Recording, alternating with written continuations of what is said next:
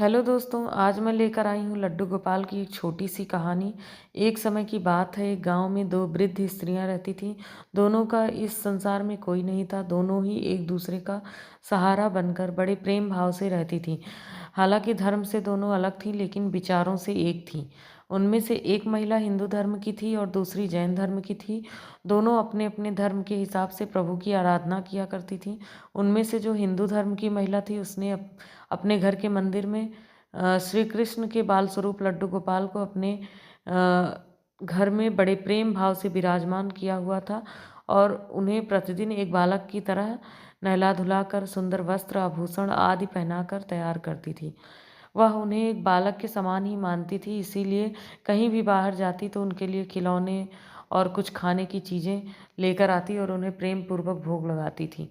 इसी तरह वे दोनों महिलाएं एक दूसरे के परस्पर सहयोग से अपना जीवन सुखमय व्यतीत कर रही थी। वो दोनों जब पूजा पाठ एवं सभी कामों से मुक्त होती थीं, तब बचा हुआ समय एक दूसरे के साथ सुख दुख बांटते हुए व्यतीत करती थीं।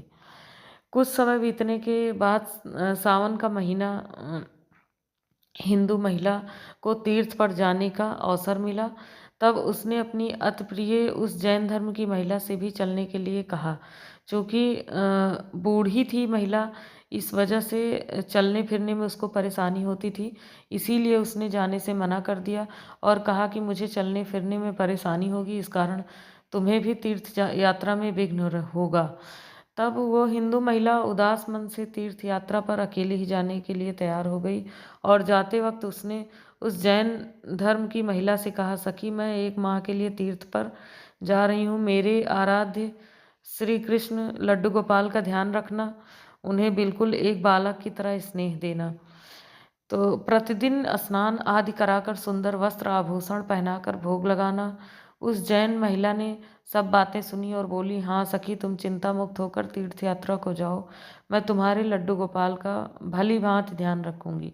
इतनी सब बातें बताकर वह महिला तीर्थ यात्रा को निकल गई और जैन महिला ने सारा कार्यभार अपने सानिध्य में लिया और बड़े उत्साह और उमंग के साथ सुबह उठकर खुद नित्य कर्म से निवृत्त होकर लड्डू गोपाल के स्नान की तैयारी में लग गई। उसके बाद जब वे उन्हें लड्डू गोपाल को नहलाने लगी तो वह उस महिला की नज़र लड्डू गोपाल के पाँव की तरफ पड़ी तो वह दंग रह गई, क्योंकि उनके पैर मुड़े हुए थे। उसे लगा कि उसकी वजह से उनके पाँव टेढ़े हो गए हैं। इसका मुख्य कारण ये था कि उस महिला ने जब भी लड्डू गोपाल को देखा था, वस्त्रों एवं आभूषणों से सुसज्जित देखा था। वो इस बात से अनभिज्ञ थी कि लड्डू गोपाल घुटनों के बल पर बैठे हुए थे। उनका बाल स्वरूप ऐसा ही है। वह बहुत परेशान हो गई और सोचने लगी कि मैं अपनी सखी से क्या कहूँगी। उसने इतने विश्वास के साथ मुझे ये जिम्मेदारी दी थी और मैंने लड्डू गोपाल की देखभाल सही से नहीं की।